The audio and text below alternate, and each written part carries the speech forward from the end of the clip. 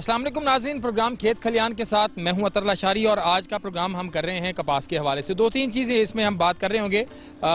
आज भी मैं कबीरवाला में हूं और कबीरवाला के ख़ास तौर पर जो कॉटन फार्मर्स हैं उनसे भी हम बात करेंगे, जो कॉटन ब्रीडर्स हैं उनसे भी बात करेंगे और जो जिनिंग के लोग हैं उनसे भी ज़रा बात करेंगे। इस दफ़ा कपास की वैरायटियाँ जो हैं वो कैसा रिस्पॉन्स कर रही हैं। कपास की अगर हम जब बात करते हैं तो उसकी क्वालिटी जो है वो कैसी कैसी आ रही है और इसमें जिनिंग सेक्टर को किस तरह के मसाइल हैं और काश्तकार की ख़ास तौर पर साफ़ कपास की साफ़ चुनाई, उसका प्रीमियम, उसके हवाले से जो है वो आज हम बात करेंगे। तो आज सबसे पहले जो काश्तकार हैं जो यहाँ पर आते हैं अपनी कपास बेचने के लिए और उनके साथ बात करेंगे और फिर ख़ास तौर पर जो जिनिंग सेक्टर के लोग हैं उनसे बात करेंगे, जो ब्रोकर्स हैं उनके साथ बात करेंगे और कॉटन के जो इशूज़ हैं, जो मसाइल हैं उनके ऊपर बात करते हैं। हमारे साथ रहिएगा।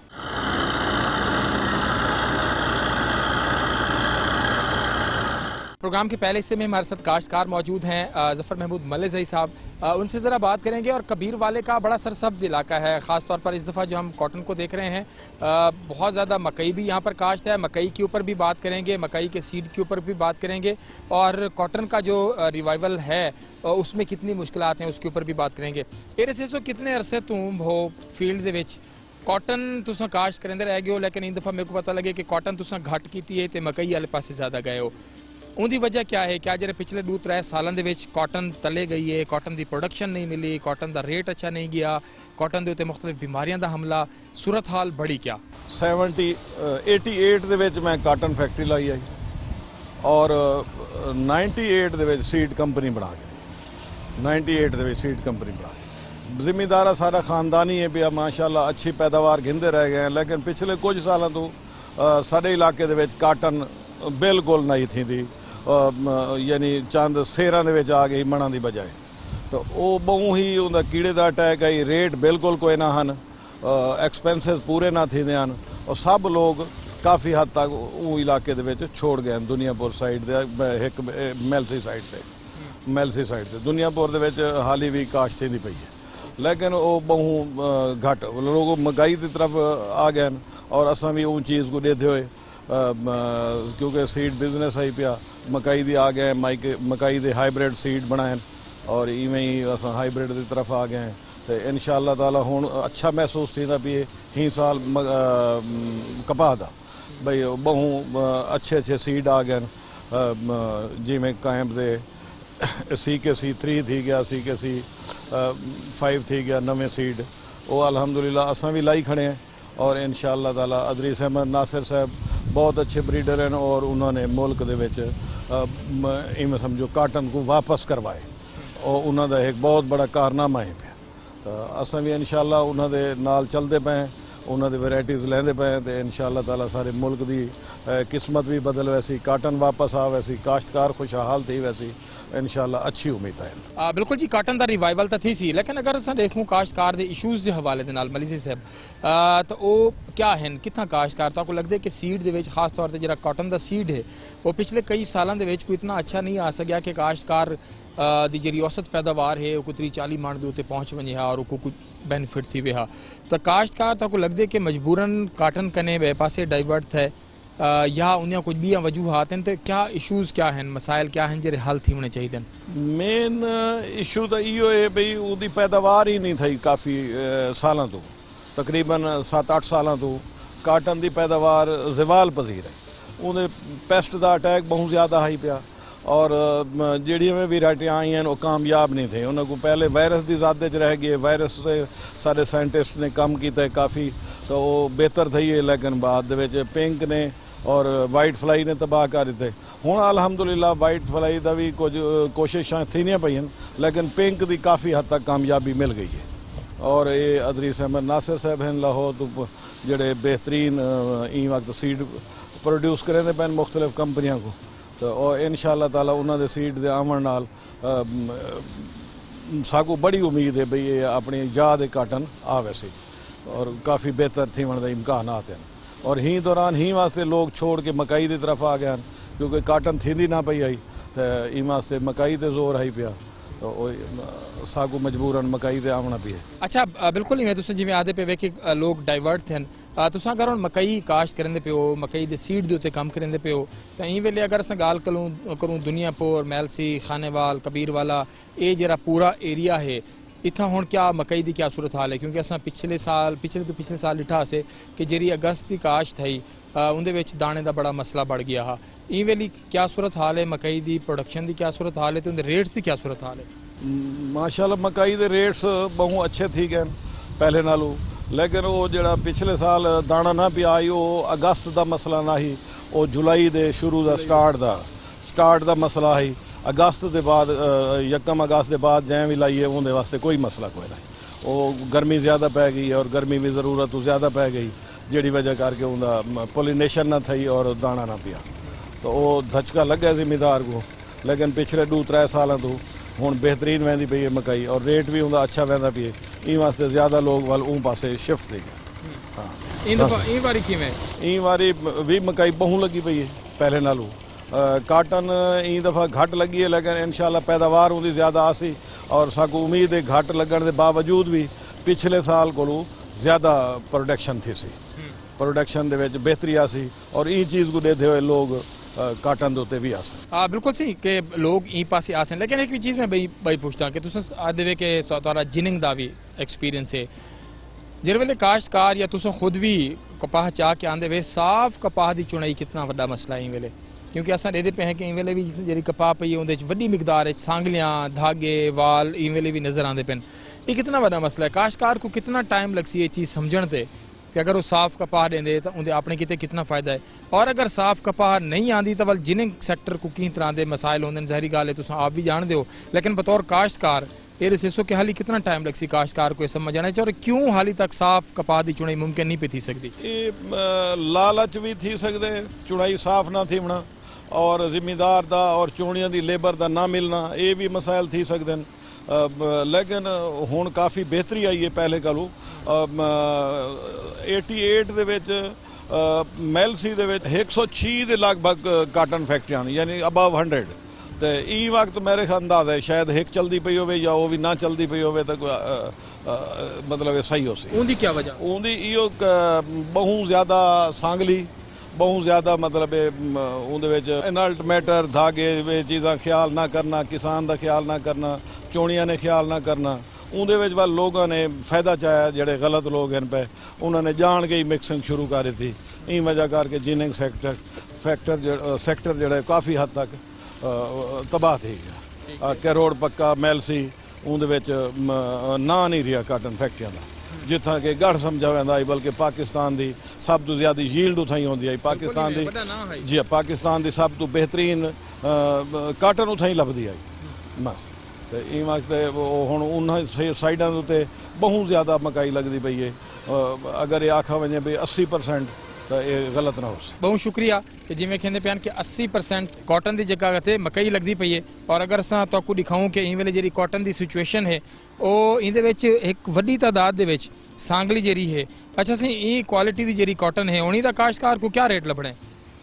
ये तकरीबन 6000 के नज़दीक इनका रेट है पिया तो ई वास्ते रेट भी अच्छा मिलता पे पैदावार भी जिथा लगी खड़ी है उतना अच्छी थी पई है तो ही दफ़ा उम्मीद है लेकिन ई कपाह दा तो लगदे के फर्क कोई कटिंग लग सी जी पहले होंदी आई सांगली ये भी बहुत ज़्यादा कम अज कम 3 किलो 2.5 किलो मन दे विच है पई ते पहले तो 10-10 किलो 12-12 किलो आ वेंदी आई मैलसी साइड दी काटन ही वास्ते तबाह थी है जो उतना बहुत ज़्यादा होंदी आई ये भी है तो बहुत ज़्यादा होनी नहीं चाहिए एहतियात नाल जुड़ना चाहिए ताकि मुल्क का भी नाम बेहतर होवे और सारा काश्तकार भी कमावे जिन्नर कोई लॉस ना थी जिन्नर वास्ते बड़ा नुकसानदेह जिमें जी काश्तकार का भी नुकसान है और जिन्नर का भी नुकसान है तो जहरी गाल है कि काश्तकार को साफ चुनाई को भी लाजमी सामने रखना पोसी जिनिंग सेक्टर जिनिंग सेक्टर पर बात करते हैं यहाँ पर क्या इशूज़ हैं और सीड के हवाले से हमने खसूसी तौर पर कपास की बात करनी है कि पिछले साल और इस साल में क्या फ़र्क है। छोटा सा ब्रेक लेते हैं ब्रेक के बाद दोबारा हाजिर होंगे हमारे साथ रहिएगा।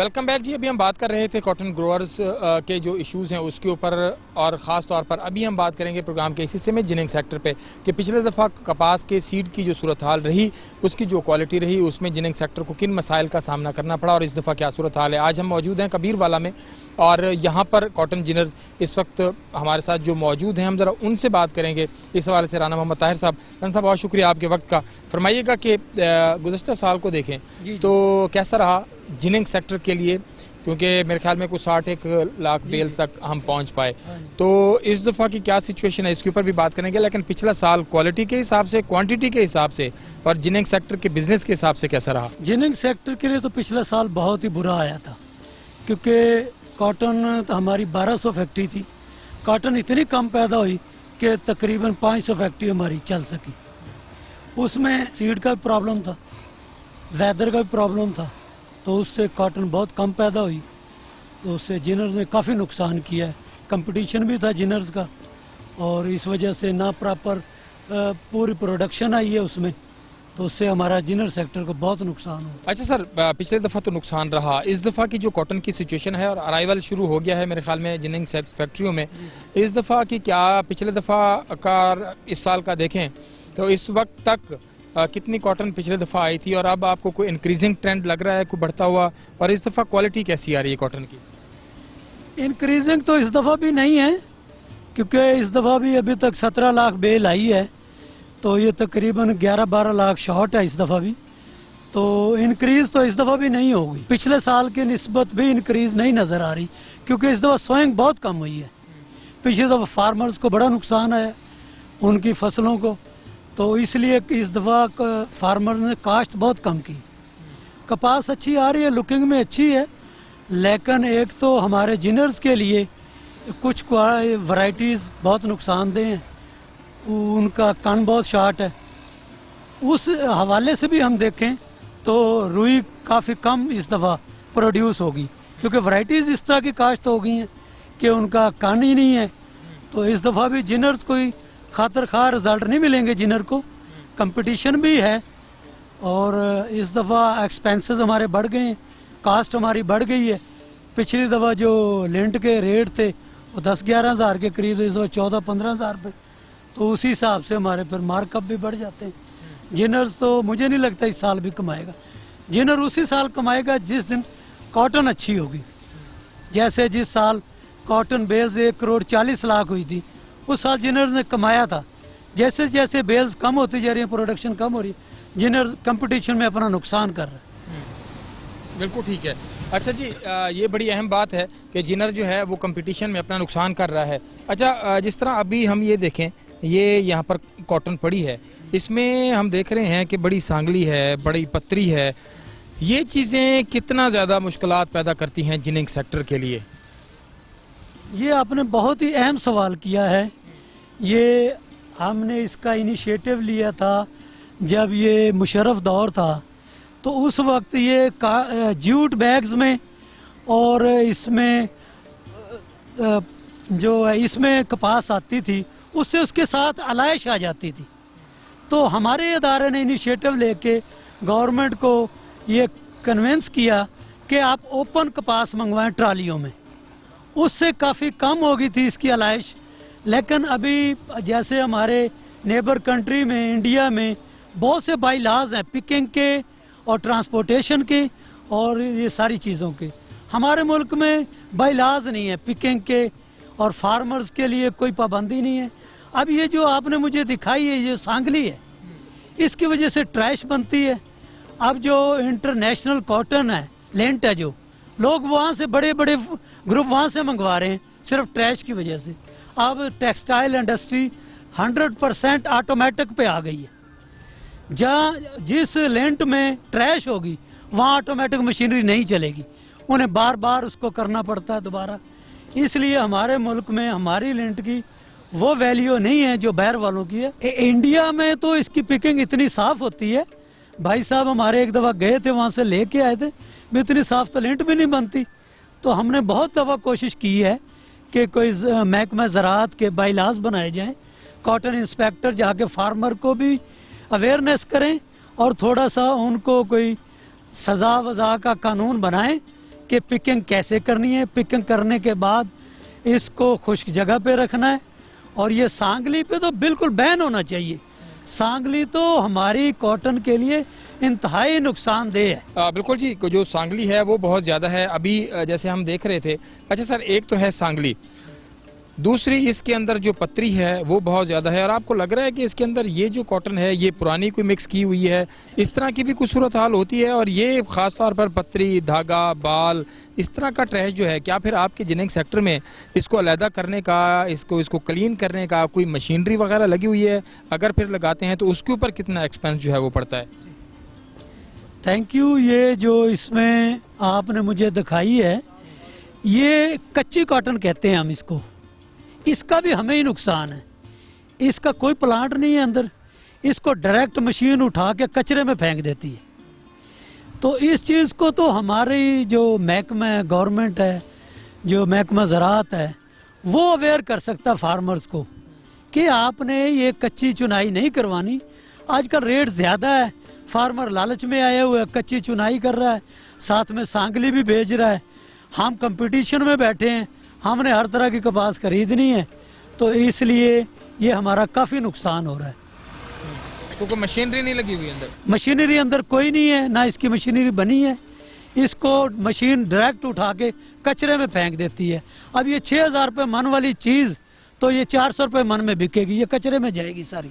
अच्छा जी जी। अच्छा, ये भी बताइएगा कि जो ये ट्रैश है वो कितना ज़्यादा नुकसान करता है इसकी, ख़ास पर जब आप रुई बना रहे होते हैं और टेक्सटाइल सेक्टर को जब आप दे रहे होते हैं, तो उस वक्त फिर ये कोई फ़ैसला होता है कि नहीं यार, इसकी जो लेंथ है, जो लेंथ है वो कोई मुनासिब नहीं है, तो इसका रेट जो है वो कम लगेगा? क्या फिर आप इस पर भी काश्तकार का कोई रेट काटते हैं कि अगर अच्छी कपास नहीं है तो कम पैसे मिलेंगे, रेट कम मिलेगा, और बहुत अच्छी कपास है तो रेट ज़्यादा मिलेगा? तो जो ट्रैश है इसका नुकसान टेक्सटाइल सेक्टर को भी है, जिनिंग सेक्टर को भी है।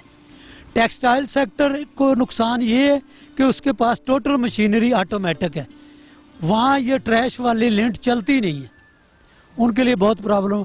और हमारे लिए प्रॉब्लम अब जब काटन कम पैदा हो रही है, इसलिए हम ये कंपटीशन में लिए जा रहे हैं। हमें फार्मर इसकी कोई कटौती नहीं देता, ये हम अपना नुकसान कर रहे हैं। 100 रुपये मन, 200 रुपये मन, इसका अभी कोई क्राइटेरिया नहीं बना।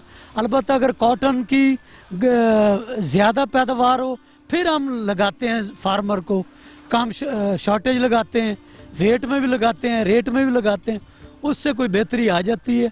अब 2 साल से तो कॉटन बहुत कम पैदा हो रही है, अब फार्मर हमारी शॉर्टेज बर्दाश्त ही नहीं करता।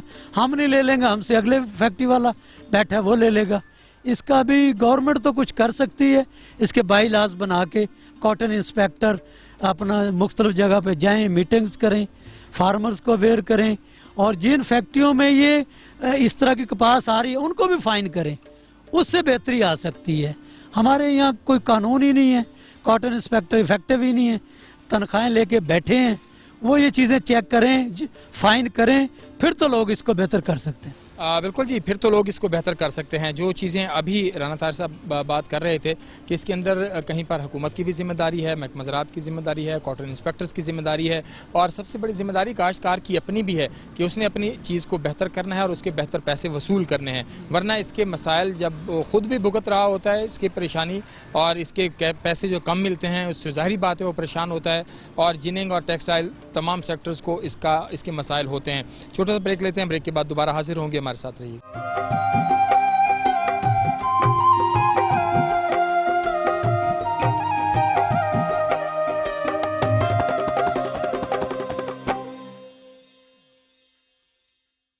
वेलकम बैक जी। अभी हम बात कर रहे थे, फार्मर से भी हमने बात की, जिनिंग सेक्टर के लोगों से भी बात की, और सबसे बड़ा अहम मसला है सीड का, कपास का बीज इस वक्त बड़ा अहम मसला है। इस दफ़ा उसमें कुछ हमें बेहतरी नज़र तो आई, क्योंकि कपास की पैदावार एरिया उसका बहुत कम हुआ, लेकिन उसकी पैदावार हम देख रहे हैं कि बहुत अच्छी आ रही है। लेकिन उसमें एक फैक्टर ये भी है कि इस दफ़ा मौसम जो है वो बहुत फेवरेबल रहा कपास के लिए, और काश्तकार बड़ा खुश रहा।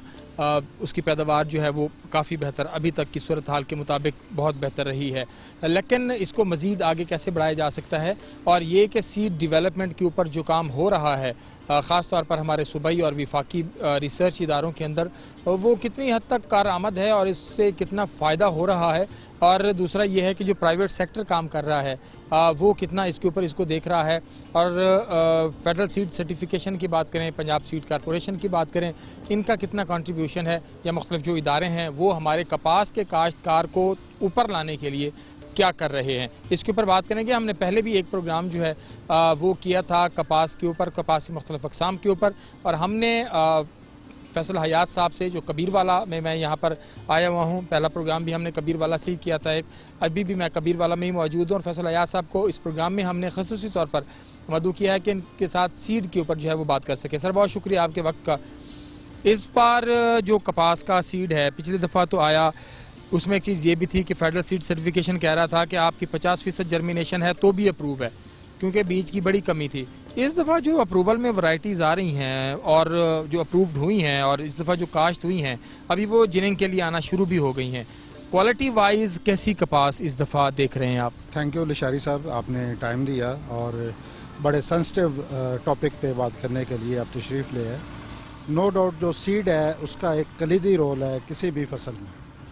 जब तक सीड प्योर नहीं होगा, स्टैंडर्ड पे जर्मिनेशन उसकी नहीं होगी और फिर उसके फाइबर की क्वालिटी बेहतर नहीं होगी, तब तक वो एक कामयाब जो है वो हमारी सप्लाई चेन नहीं चल सकती। ज़िम्मेदार को जो हमारे काटन में डिज़ास्टर हुआ है उसमें वन ऑफ द रीज़न ये भी थी कि हमारे ज़िम्मेदार को अच्छा सीड नहीं मिला। क्लाइमेट चेंज ने नो डाउट बहुत इफ़ेक्ट किया है। पिछले साल की अगर बात करें, जैसे आपने कहा कि सीड नहीं मिला और फेडरल सीड सर्टिफिकेशन भी अपने स्टैंडर्ड रिवाइज़ करने पे मजबूर हो गई, तो उसके पीछे भी यही रीज़न थी कि बारिशें ज़्यादा हुई, नमी की वजह से सीड की जर्मिनेशन कम हो गई। ओवरऑल पाकिस्तान में सीड की जर्मिनेशन कम हुई, जिसकी वजह से जो है वो फेडरल सीड सोचने पे मजबूर हो गई कि हम अपने स्टैंडर्ड रिवाइज़ कर दें, अदरवाइज़ 5% भी सर्टिफिकेशन के स्टैंडर्ड में बीज नहीं आ रहा था। तो इस वजह से पंजाब सीड के पास भी वही क्वालिटी थी 50% वाली और प्राइवेट सेक्टर के पास भी वही स्टैंडर्ड 50% वाला था। तो मजबूरन गवर्नमेंट को अपने स्टैंडर्ड रिवाइज़ करने भी पड़े और सर्टिफाइड टैग उन्होंने 50% जर्मिनेशन पे भी पिछले साल दे दिया। मगर इस साल की अगर बात करें तो ये सीड के लिए एक आइडियल ईयर है। इस दफ़ा जो कॉटन को वेदर है वो बहुत सपोर्ट कर रहा है और इस वक्त तक जो कॉटन जिनिंग फैक्ट्रीज में आ रही हैं उससे जो सीड का अगर हम जर्मिनेशन रेशो देखें तो वो 70 से 80% जो है वो जर्मिनेशन उनमें आ रही है। तो इसका मतलब है कि एनवायरनमेंट कंड्यूसिव है इस दफ़ा और सीड को जर्मिनेशन को इन्हांस कर रही है, बेहतर कर रही है और होपफुली कि ये जो है अच्छी जो सीड जर्मिनेशन है ये आगे ज़िम्मेदार को पे करेगी। इस ज़िम्मेदार को दोबारा बार बार सीड नहीं लगाना पड़ेगा। पिछले साल जर्मिनेशन कम होने की वजह से कई जगहों पे ज़िम्मेदार को दोबारा बीज लगाना पड़ा।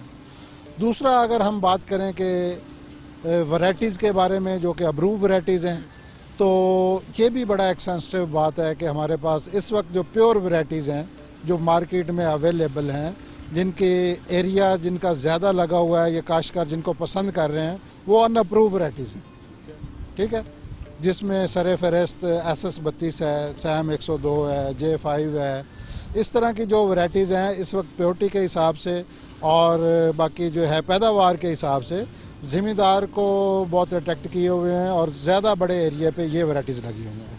अगर अप्रूव वैरायटीज़ की बात करें तो एक तो उसमें किसी एक वैरायटी का दूसरे से फ़र्क का ही नहीं पता चल रहा। इतनी इम्प्योरिटी आ गई है कि वो सीड को और सीड के लिए प्रोक्योर करना बड़ा मुश्किल हो गया है। ठीक है, उसमें ब्रीडर जो है वो उस पर काम इतना ज़्यादा नहीं कर रहा है। काटन का एरिया कम होने की वजह से भी इन वैरायटीज़ को डिस्करेज किया गया है और ज़िम्मेदार को वो वैरायटी चाहिए जो पैदावार देगी और पैदावार जो वैरायटीज़ दे रही हैं वो अभी तक अनअप्रूव वैरायटीज़ चल रही हैं।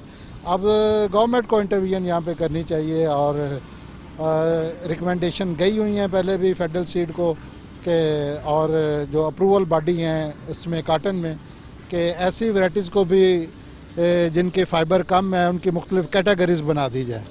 यानी कि अगर हम 28 और 28.5 वाली कर रहे हैं अप्रूव, तो 26 और 26.5 का भी एक जो है बना दिया जाए और 25 और उससे ऊपर की भी एक कैटेगरी बना दी जाए, क्योंकि इंटरनेशनल मुख्तलिफ फ़ाइबर की कैटेगरीज चल रही हैं।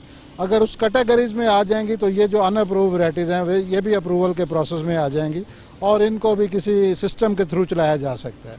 अदरवाइज जो हमारे स्टैंडर्ड हैं वो फिक्स हैं और पिछले 20 साल से ये स्टैंडर्ड चले आ रहे हैं, इसमें कोई रिवीजन नहीं हुई। तो अगर ये रिवीजन नहीं होगी तो काटन की जो हाई यील्डिंग वैरायटीज़ वो नहीं आएंगी और इस पर ज़्यादा से ज़्यादा ये जो इन्वायरमेंट रिजिलियंट हम वैरायटीज़ नहीं बना सकते। तो जितनी डाइवर्सिफिकेशन ज़्यादा होगी जंप प्लाज में, जितनी वेरिएशन ज़्यादा होगी जंप प्लाज में, ब्रीडर उतनी अच्छी वैरायटी बना सकता है। तो वो डाइवर्सिफिकेशन फिर ही आ सकती है जब हम फाइबर में भी कैटेगरीज बनाएं। अगर वो फाइबर में कैटेगरीज नहीं होंगी तो हमारी जो ब्रीडिंग जो प्रेशर है वो एक ही साइड पे शिफ्ट होना शुरू हो जाएगा और दूसरी साइड पे हम यील्ड का लॉस कर देंगे और ज़मींदार वो वैरायटियाँ नहीं लगाएगा जो पैदावार कम देंगे। अब अच्छा सर, ये जो आपने बात की कि उन वैरायटीज़ के ऊपर काम करना होगा, उनकी अप्रूवल देनी होगी जो रिस्पॉन्स कर रही हैं, जो अच्छी पैदावार दे रही हैं। दुनिया इस वक्त 60 मन तक चली गई है और अब इससे ऊपर की बात कर रही है कॉटन के हवाले से। और अभी हमारा काश्तकार दुआ कर रहा होता है कि 15 मन हो जाए, 20 मन हो जाए, बहुत है, बहुत ज़्यादा है। तो क्या फ़र्क क्या है हमारी रिसर्च में और जो दुनिया के मुख्तलिफ ममालिक में हो रही है कॉटन के ऊपर रिसर्च? क्या लगता है आपको? आप बहुत तवील अरसे से रिसर्च एंड डेवलपमेंट के शोबे के साथ वाबस्ता हैं, कहाँ पर हम मार खा रहे हैं? मुझे याद है कि एक दफ़ा मोनसेंटो को जब यहाँ पर लाने की बात हो रही थी तो उस वक्त जब उनके यहाँ पर लोग आए थे तो उस वक्त जेनेटिकली मॉडिफिकेशन के ऊपर बात हो रही थी। फिर जब सीड उनका आएगा तो उसकी रॉयल्टी के हवाले से फिर कुछ इश्यूज़ ऐसे आए कि उनके ऊपर काम ना हो सका या जो भी इशू है। मतलब दुनिया जो काम कर रही है, आपको लगता है कि अभी हम बहुत पीछे हैं? कोई इश्यूज़ हैं वसाइल के या टेक्निकली कुछ? ये आपने लिशारी साहब बहुत अच्छा सवाल किया, क्योंकि मैं बाय प्रोफेशन ब्रीडर हूँ और एक अरसा दराज से काटन की ब्रीडिंग के साथ मुंसलिक हूँ। तो सितम ज़रीफ़ी हमारी ये है, सितम ज़रीफ़ी की मैं बात करता हूँ कि हमने बीटी के चक्कर में अपना पूरा का पूरा जंप प्लाज्म इस वक्त हमने ज़ाया कर दिया। हमारे पास नॉन बीटी का इस वक्त जंप प्लाज्म ही नहीं है जिसकी बेस पे हम कोई ब्रीडिंग प्रोग्राम चला सकें। और क्राइवन एसी जब से पहली बीटी पाकिस्तान में आई तो उसी को बार बार जो बैक क्रॉस के ज़रिए या उसकी क्रॉसिंग के ज़रिए वो हमने उसी को ही इस्तेमाल किया। एक पेरेंट कामन होने की वजह से हमारे पूरे जंप प्लाज में वेरिएशन ख़त्म हो गई। इस वक्त अगर हम नॉन बीटी को भी टेस्ट करते हैं तो वो बीटी निकलता है। और दूसरी जो मैं सितम ज़रीफ़ी की बात कर रहा हूँ कि हमारे इदारों ने वो कोई जीन पूल इसका प्रिजर्व नहीं किया कि हमारी जो पहले वैरायटीज़ देसी चलती थी या पहले अमेरिकन जो नई नई वैरायटीज़ आई थी जिनमें यील्ड पोटेंशियल था, जिनमें क़ुव्वत मुदाफ़अत थी, जिनकी फ़ाइबर ज़्यादा थी, जिनके मुख्तलिफ ट्रेड्स होते हैं इसमें काटन में ना, वो हर हवाले से जंप प्लाज्म हमने इकट्ठा करना होता है। तो इस वक्त हमारे पास वेरिएशन जंप प्लाज्म में बिल्कुल ख़त्म हो गई है और हमारा जो नॉन बीटी मटीरियल है वो भी बीटी बन चुका है। तो इस वक्त सबसे जो हमें ब्रीडर को एक डायर नीड है वो है वेरिएंट जंप प्लाज्म की।